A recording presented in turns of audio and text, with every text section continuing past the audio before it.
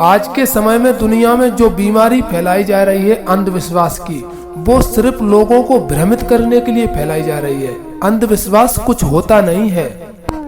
विश्वास हमेशा मान्यता पर टिका होता है, इसलिए उसको अंधविश्वास बोला जाता है। अंधविश्वास कुछ भी नहीं होता है, विश्वास को ही अंधविश्वास बताया जा रहा है।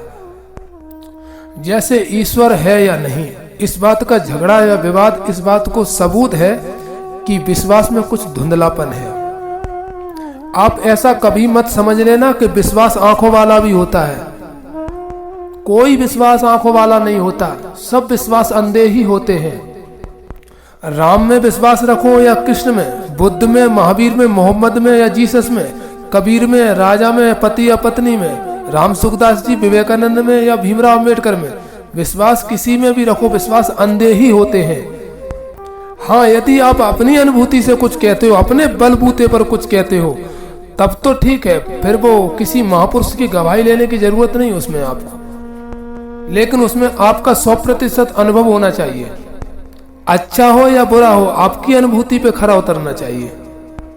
आज के समय में कई चैनल वाले अंधविश्वास की बीमारी फैला करके लोगों के अंदर भ्रम पैदा कर रहे हो, लोगों की बुद्धि को भ्रमित कर रहे हैं। अंधविश्वासी तो वो भी हैं, वो भी समझ रहे हैं कि हम लोगों को पागल बना रहे हैं, हम खुद होशियार हैं।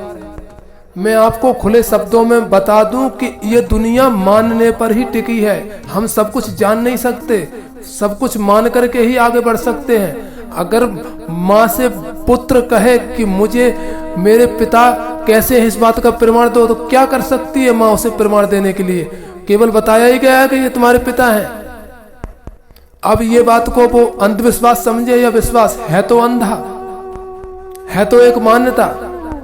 मैं तो कहूंगा जो अंधविश्वास की बात करते हैं वो ज्यादा बड़े अंधे हैं। वो बाहर से ही अंधे नहीं, अंदर से भी अंधे हैं। विश्वास की अंतिम पराकाष्ठा को आप अंधविश्वास बोलते हो। आप भी तो किसी के विचारों को मानते होगे। कृष्ण को नहीं मानते होगे तो जीसस को मानते होगे, जीसस को नहीं मानते होगे तो मोहम्मद को मानते होगे, मोहम्मद को नहीं मानते होगे तो भीमराव अम्बेडकर को मानते होगे। आखिर किसी के विचारों से को तो मानते होगे। आपकी अनुभूति से तो कुछ नहीं हो रहा, फिर आपकी मान्यता कैसे सही हो गई और दूसरे की मान्यता कैसे खराब हो गई? दूसरे की मान्यता को आप अंधविश्वास कैसे बता सकते हो? मैं आपको एक बात स्मृति में दिला देना चाहता हूं कि विश्वास किए बगैर इस दुनिया में कोई जीवित ही नहीं रह सकता।